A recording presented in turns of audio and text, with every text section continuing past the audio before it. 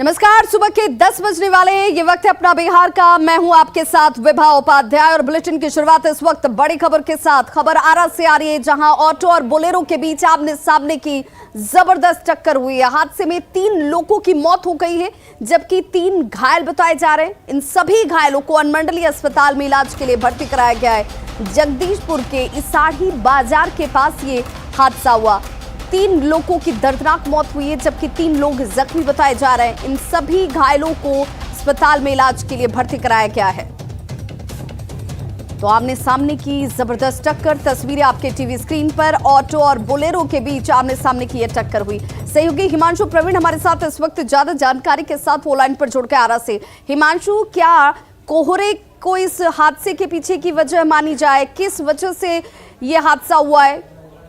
बिल्कुल विभा, देखिए कोहरा कोई वजह नहीं था, क्योंकि कोहरा था नहीं। ये तेज रफ्तार का परिणाम है, जिसकी वजह से बोलेरो और ऑटो की भीषण टक्कर हुई और ऑटो में सवार 2 लोगों सहित एक बच्चे की भी मौत हो गई। यानी कुल 3 लोगों की मौत है। 3 लोग अभी भर्ती कराए गए हैं जगदीशपुर अनुमंडल अस्पताल में, जिनमें 2 की हालत गंभीर है। दोनों महिलाएं हैं। ये पूरे एक ही परिवार के हैं, जो 6 लोग हैं। ये सभी लोग कहाँ के रहने वाले हैं, इससे लेकर कोई जानकारी? जो घटना स्थल है उससे कुछ ही मीटर की दूरी के रहने वाले हैं। ये लोग पफनियाओं के रहने वाले हैं और इसारी बाजार काफी करीब है। अभी इन लोगों ने ऑटो पकड़ा ही था, आरा की ओर आ रहे थे ये लोग। तब तक आरा की तरफ से जो बोलेरो गाड़ी थी तेज रफ्तार, उसने ठोकर मार दी, जिससे पूरा परिवार गंभीर रूप से जख्मी हो गया। 2 की घटना स्थल पर ही मौत हो गई, जिसमें एक बुजुर्ग और उनका दामाद शामिल है। और उसके बाद अस्पताल में इलाज के दौरान एक 9 वर्षीय बच्चे पुरुषोत्तम की भी मौत हो गई है। दर्दनाक हादसा है। एक परिवार के 3 लोगों की मौत हुई है और 3 लोग अभी अस्पताल में इलाज करवा रहे हैं। बहुत बहुत शुक्रिया हिमांशु प्रवीण, इस तमाम जानकारी के लिए आपका। और अब बात बिहार में चुनावी सीजन में सियासी रंजिश की, जो अब जान पर भारी है।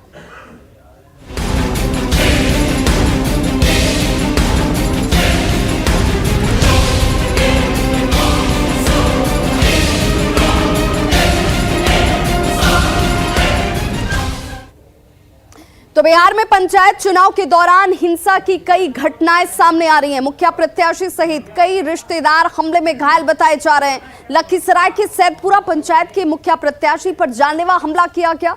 वहीं छपरा में मुबारकपुर में मुखिया के रिश्तेदार सहित 2 लोगों को गोली मार दी गई। बिहार में देखिए, पंचायत चुनाव के दौरान हिंसा की घटनाएं लगातार सामने आ रही हैं, जिसमें मुखिया प्रत्याशी सहित कई रिश्तेदार हमले में घायल हुए हैं। आपको बताते चलें कि लखीसराय के सैदपुरा में मुखिया प्रत्याशी पर हमला किया जाता है, जिस हमले में ये गंभीर रूप से जख्मी हुए हैं। छपरा में मुखिया के रिश्तेदार को गोली मारी जाती है। सीवान में प्रत्याशी के बेटे पर कुल्हाड़ी से हमला किया जाता है। और चुनावी रंजिश में घटनाएं सामने आ रही हैं।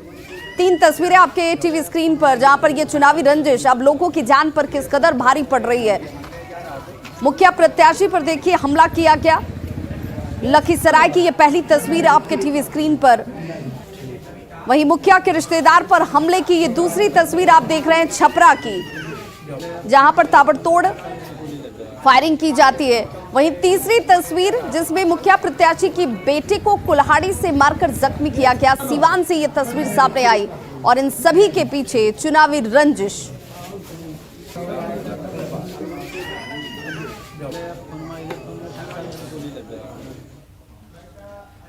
और अब बात अपराधियों के हौसले की। देखिए किस तरीके से कटिहार में अपराधियों के हौसले बुलंद हैं। बेखौफ अपराधियों ने टाइगर मोबाइल के जवान से न सिर्फ मारपीट की, बल्कि उनकी सर्विस रिवॉल्वर तक छीन ली जाती है। टाइगर मोबाइल के जवान की सर्विस रिवॉल्वर हालांकि बरामद कर ली गई है। घायल टाइगर मोबाइल के जवान का सदर अस्पताल में इलाज चल रहा है। ये बताया जा रहा है कि 7 की संख्या में अपराधियों ने मिलकर जवान के साथ मारपीट की और उसकी सर्विस रिवॉल्वर को छीना गया। सहायक थाना क्षेत्र के लालियाही मोहल्ले की यह घटना है। टाइगर मोबाइल के जवान रंगीला राम के मुताबिक एक युवक के पास अवैध हथियार होने की सूचना मिली थी, जिसके बाद पुलिस ने इस शख्स का पीछा किया। पुलिस को देखकर आरोपी ने अपने हथियार को किसी के घर में फेंक दिया और उसके पास कुछ नहीं होने की बात का बहाना बनाने लगा। पुलिस ने जब उसे पकड़ा तो वहां मौजूद 7 अपराधियों ने जवान रंगीला राम पर पहले हमला किया, मारपीट की और उसके बाद सर्विस रिवॉल्वर छीन ली जाती है और इसी सर्विस रिवॉल्वर से फायरिंग करते हुए दहशत फैलाने की कोशिश की गई। हालांकि बाद में कार्रवाई करते हुए 2 मुख्य आरोपियों को गिरफ्तार कर लिया गया है।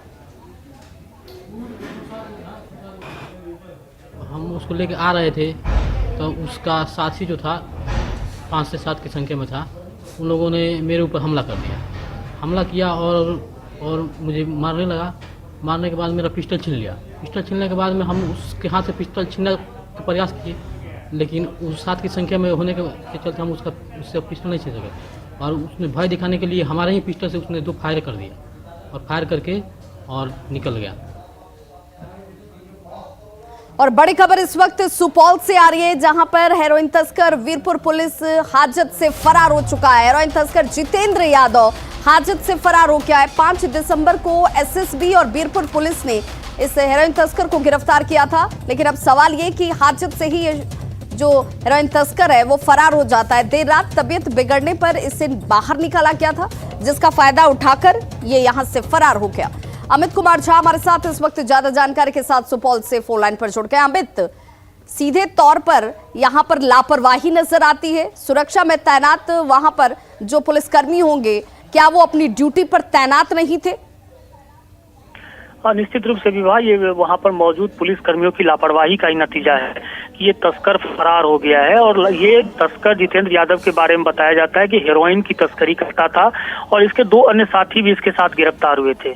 और ये जिस तरीके से उसने देर रात पेट दर्द का बहाना किया और उसके बाद जैसे ही उसको निकाला गया उसी क्रम में ये फरार हो गया है। जबकि पुलिस को ऐसे तस्करों पर कड़ी निगरानी रखनी चाहिए थी, ताकि हेरोइन जैसे चीजें जो इस इलाके में आ रही हैं उसका एक नेटवर्क का पर्दाफाश हो सकता था, लेकिन पुलिस की लापरवाही ही थी जिसकी वजह से ये तस्कर फरार हो गया। विवाह, चलिए बहुत बहुत शुक्रिया अमित इस तमाम जानकारी के लिए आपका। बड़ी खबर अररिया से आ रही है, जहां पर आग में झुलसने से एक बच्चे की मौत हो गई है। ये बड़ी खबर अररिया से, जहां पर आग में झुलसकर एक बच्चे की जान गई है। रानीगंज के परसाहाट गांव की ये घटना है। देर रात घर में अचानक से आग लगती है। इस आग लगने के पीछे की वजह शॉर्ट सर्किट बताई जा रही है। आग की चपेट में 2 घर आए, जिसमें एक बच्चे की झुलसकर मौत हो गई है। तो अररिया से बड़ी खबर, जहां पर शॉर्ट सर्किट से आग लगने की वजह से एक बच्चे की झुलसकर दर्दनाक मौत हो जाती है। शॉर्ट सर्किट की वजह से पास के 2 घरों में ये आग लगी। रानीगंज के परसाहाट गांव में ये दर्दनाक हादसा हुआ। देर रात आग लगने की वजह से एक बच्चे की जान चली गई। क्या जाग लागले है, क्या वजह? तो रोते बिलखते परिजन, एक बच्चे की जान चली गई है। बताया जा रहा है कि शॉर्ट सर्किट हुआ और इस वजह से देखते ही देखते आग ने पास के 2 घरों को अपनी चपेट में ले लिया। अररिया से हमारे संवाददाता सतीश फोन लाइन पर जुड़ गए हैं ज्यादा जानकारी के साथ। सतीश, कैसे ये हादसा हुआ और फिलहाल कितने लोग इस अगलगी के शिकार हुए हैं? जी, मैं बता दूं कि दरअसल देर रात की ये घटना है। रानीगंज थाना क्षेत्र का परसाहाट गांव है और बताया जा रहा है कि शॉर्ट सर्किट की वजह से जो है यह आग लगी है। और एक कमरे में जो है एक बच्चा था। घर के जो अन्य सदस्य हैं वो तो बाहर थे, लेकिन वो बच्चा जो है फंसा रह गया। बाद में जब खोजबीन बच्चे की हुई तो फिर अब जला सब बरामद हुआ है। और यह दृश्य देखकर जो है पूरा गांव जो है पूरे सदमे में है, पूरे परिवार में मातम है और रोना पीटना जो है वो वहां पर परिजनों का जो है बुरा हाल हो रखा है। जी चलिए, बहुत बहुत शुक्रिया सतीश इस जानकारी के लिए। बिहार में जातिगत जनगणना होगी, इस बात के संकेत बिहार के मुख्यमंत्री नीतीश कुमार ने खुद दिए हैं। सीएम ने कहा कि जातिगत जनगणना कैसे कराई जाए ये सर्वदलीय बैठक में तय किया जाएगा। करना चाह रहे हैं हम जल्दी, हमने बात कर लिया है, डिप्टी सीएम को भी कह दिया है और कह दिया वो बात करेंगे अपनी पार्टी के लोगों को। बाकी सब लोगों से बातचीत हो गई है।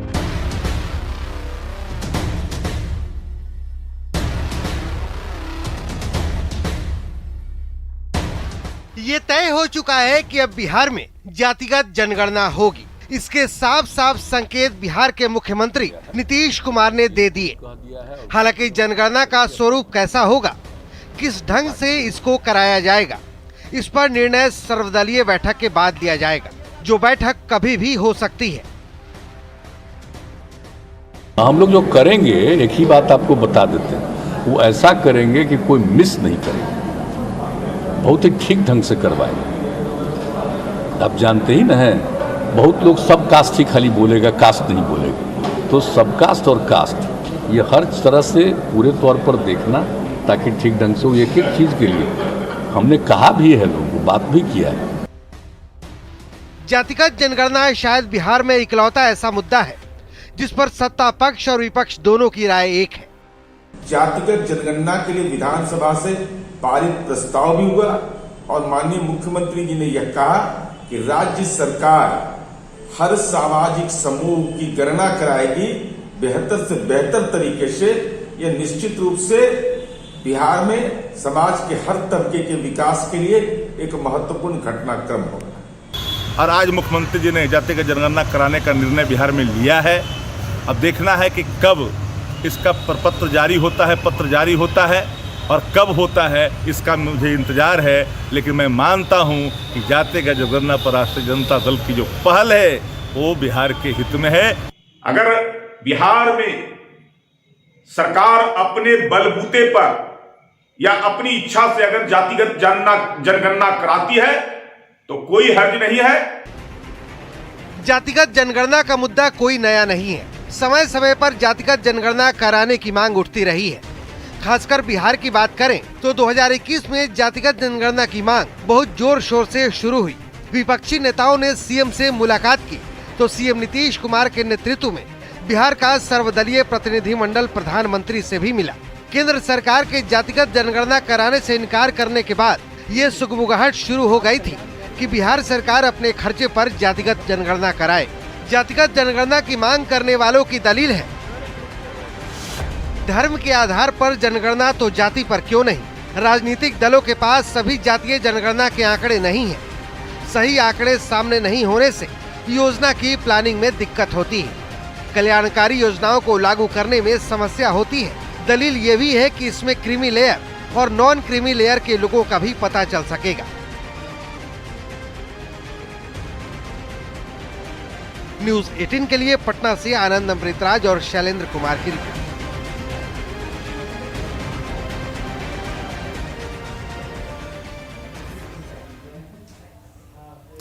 और अब बात ओमिक्रॉन पर अलर्ट की। अगर आप अलर्ट रहेंगे तो एक बार फिर बिहार सुरक्षित रहेगा।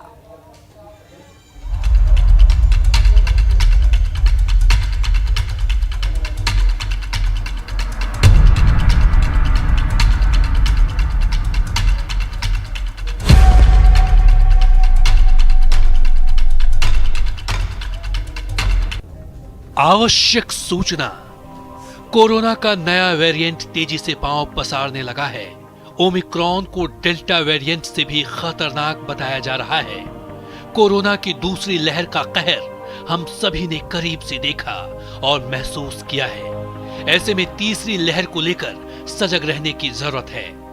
सबके साथ से तीसरी लहर के कहर से बचा जा सकता है और ये तभी संभव है जब हम जरूरी बचाव को पूरी तरह से अपना लें, मास्क और दूरी का पालन करें, टीके की दोनों डोज ले लें और गाइडलाइंस को पूरी तरह फॉलो करें। तो कोरोना के नए वेरिएंट के बाद पटना एयरपोर्ट पर कोरोना की जांच की जा रही है। जानकारी मिली है कि एक सप्ताह में विदेशों से भारत लौटे 680 लोगों के पासपोर्ट पर पटना का पता लिखा गया था। इन लोगों की लिस्ट ब्यूरो ऑफ इमिग्रेशन से सिविल सर्जन कार्यालय को दी गई है। सिविल सर्जन कार्यालय ऐसे लोगों को फोन कर सैंपल देने के लिए कह रहा है। हालांकि अभी तक केवल 220 लोगों के सैंपल्स को ही कलेक्ट किया जा सका है। कई लोग पटना से बाहर होने की बात कह रहे हैं, वहीं कुछ अन्य बहाने या बातें करते नजर आ रहे हैं। काफी ऐसे लोग भी हैं जिन्होंने अपना पता बदल दिया है। देखते हैं संवाददाता अमित कुमार की रिपोर्ट। कोरोना के थर्ड वेरिएंट को लेकर के पटना एयरपोर्ट पे जो है जांच व्यवस्था तेज कर दी गई है। बताते चलें कि कोरोना के नए वेरिएंट को लेकर के जो है पटना एयरपोर्ट पे यात्रियों की कोरोना जांच की जा रही है। अब तक की रिपोर्ट के अनुसार बीते एक सप्ताह में विदेशों से भारत लौटे 680 लोगों के पासपोर्ट पर पटना का पता है। ऐसे लोगों की सूची ब्यूरो ऑफ इमिग्रेशन में से सिविल सर्जन कार्यालय को मिली है। इनमें से 635 लोगों को अब तक सिविल सर्जन कार्यालय के द्वारा जांच के लिए सैंपल देने को कहा गया है, मगर 220 लोगों ने ही जो है सिविल सर्जन कार्यालय के इस आदेश का अनुपालन करते हुए अपना सैंपल दिया है। बाकी के जो लोग हैं उन्होंने अब तक सैंपल नहीं दिया है, जो एक बड़ी चिंता की बात है, क्योंकि लगातार देखा जा रहा है कि कोरोना का थर्ड वेरिएंट को लेकर के केंद्र सरकार से लेकर राज्य सरकार तक लोगों से अपील कर रहा है कि आप जागरूक होइए, जो कोरोना प्रोटोकॉल है उसका पालन कीजिए। और ऐसे में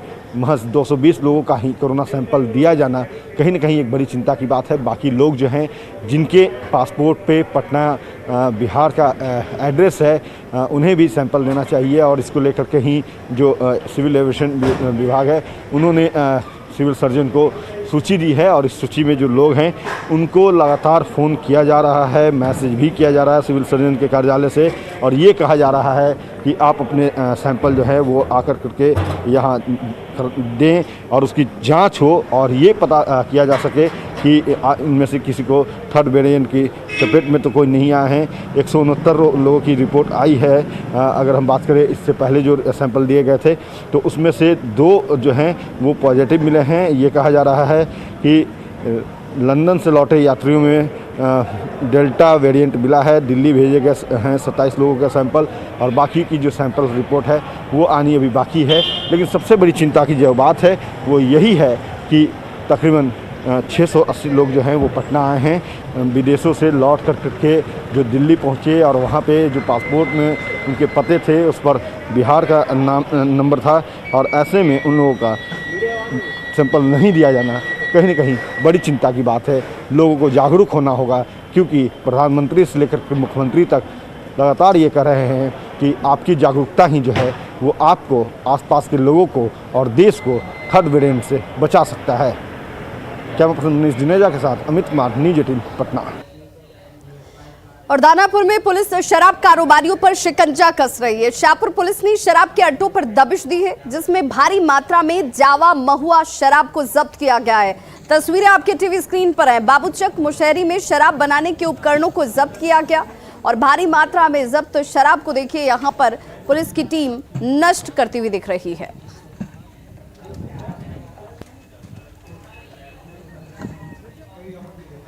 पटना के मसौढ़ी के जिलाल बीघा में शराब के खिलाफ लगातार कार्रवाई जारी है। पुलिस यहां पर छापेमारी कर रही है। कार्रवाई के दौरान पुलिस ने शराब की भट्टियों को ध्वस्त किया है, साथ ही जावा महुआ शराब को भी नष्ट किया गया।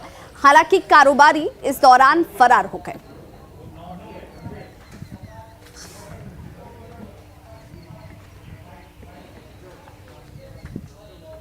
और पटना के गांधी मैदान में नेशनल हैंडलूम एक्सपो का उद्घाटन किया गया, जिसमें देश भर से कारोबारी पहुंचे हुए हैं। यहां कश्मीर शॉल, बंगाल की सिल्क साड़ी, मिथिला पेंटिंग के कपड़े सहित कई तरह के कपड़े आपको मिल जाएंगे।